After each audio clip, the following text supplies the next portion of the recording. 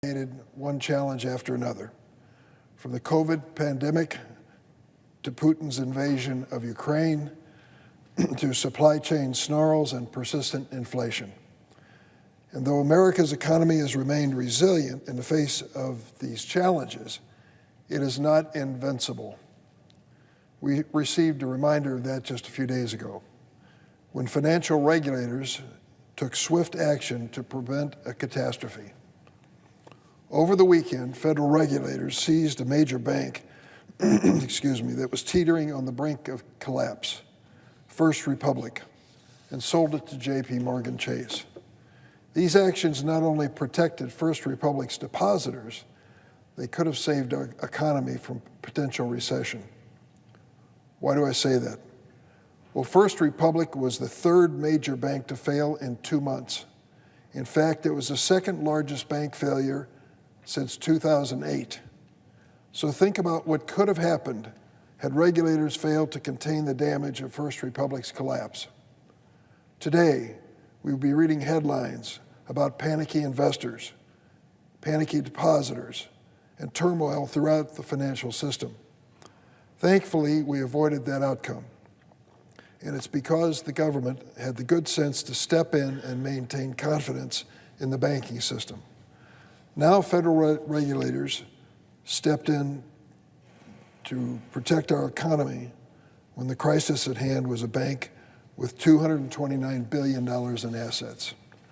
But that $229 billion bank asset pales in comparison to a much larger undertaking we're facing in Washington today, the future of America's $23 trillion economy. Right now, in the U.S. House of Representatives, Speaker McCarthy is threatening our economy with the first ever federal debt default, the first time ever in our history. And let's put Speaker McCarthy's dangerous gamble in context. Just days ago, some of the smartest financial minds in the world were convinced that a $229 billion bank could mean the difference between financial stability and financial calamity. Well, that's $229 billion is a tiny fraction of the $23 trillion economy that Speaker McCarthy is gambling with. We're only weeks away from the deadline of July 1st. That's when Secretary Yellen says America could default on our federal debt. So every day that the House Republicans refuse to perform the most basic responsibility of government, paying our bills, they are spreading uncertainty throughout the global economy. That uncertainty is dangerous and costly. Over the past few years, our nation has emerged from the depths of a once-in-a-century pandemic. We've navigated one market disruption after another, and today we're finally moving in the right direction. But now Speaker McCarthy in the House wants to throw all of that historic progress away.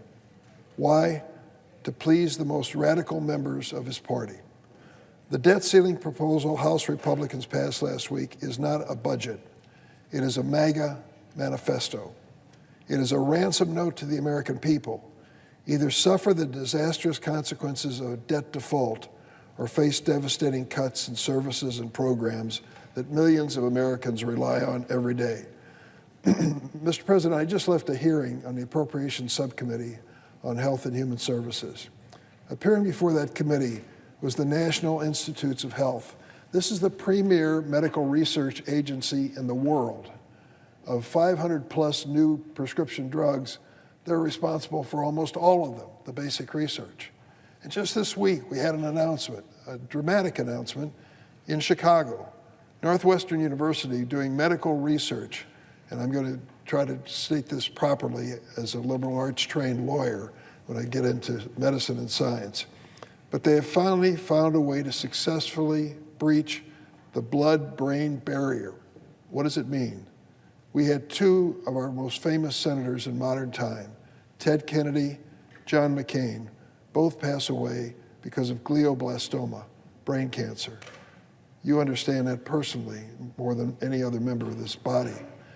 And we watched as they went through surgery, which was the only technique that could be used on this brain cancer, in an attempt to remove the tumor and all of the cancer cells.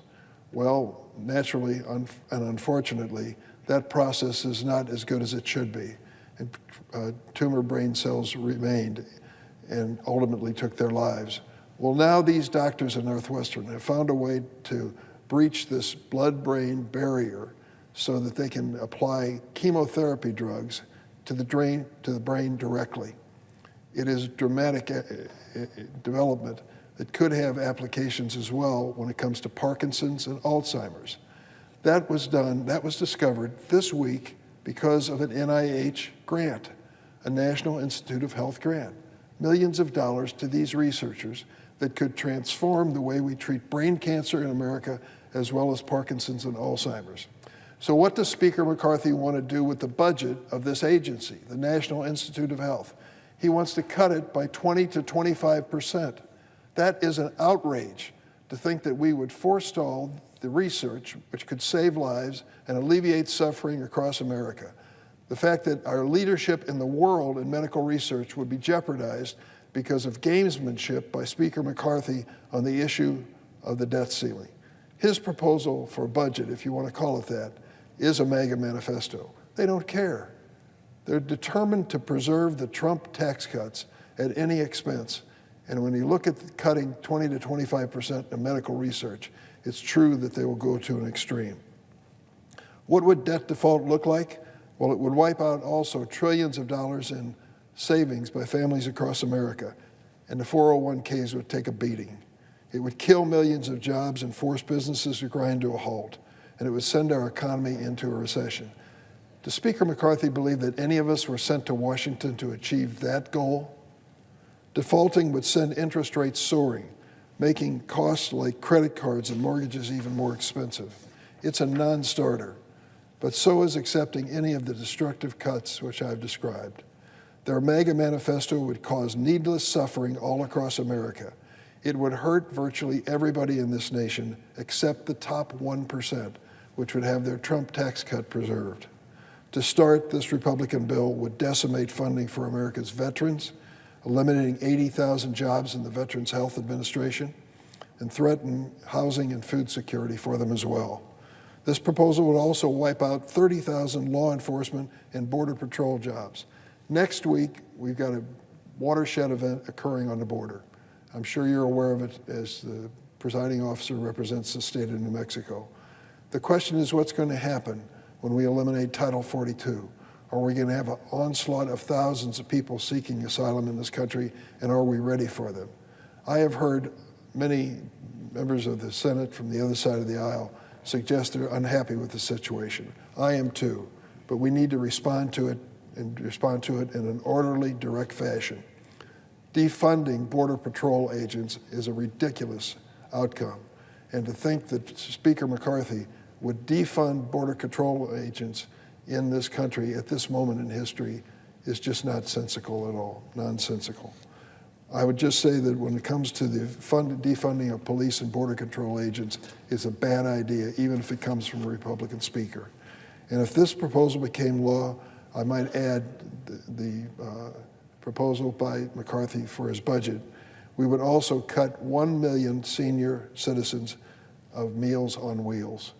What does this program do? For many of our elderly citizens, particularly those who are in a compromised medical state, this is the only contact, the social contact they have each day, perhaps with the mailman as well.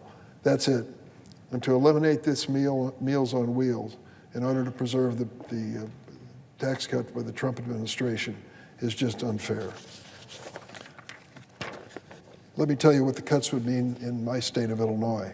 The Republican proposal would force 13,000 children in our state to lose child care and preschool. It would strip food assistance from 55,000 women, infants, and children. Does that make any sense at all? And it would threaten medical care for more than 186,000 veterans in Illinois. 50,000 seniors would lose their Meals on Wheels in my state. Yesterday, my office heard from the Greater Chicago Food Depository, a food bank that's one of the best that provides meals to seniors and families. Here's what one of their staff members said, and I quote, "These proposed cuts are coming at a time when the need we're seeing in the community is as high as it was during the beginning days of COVID. Families are really struggling." These are the families that Speaker McCarthy would abandon with his manifesto. And for what purpose is he doing this? I'll tell you.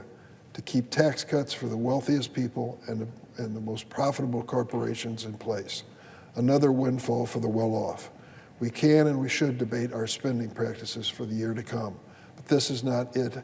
This is not the place to do it, and this is not the time to do it with the debt ceiling looming.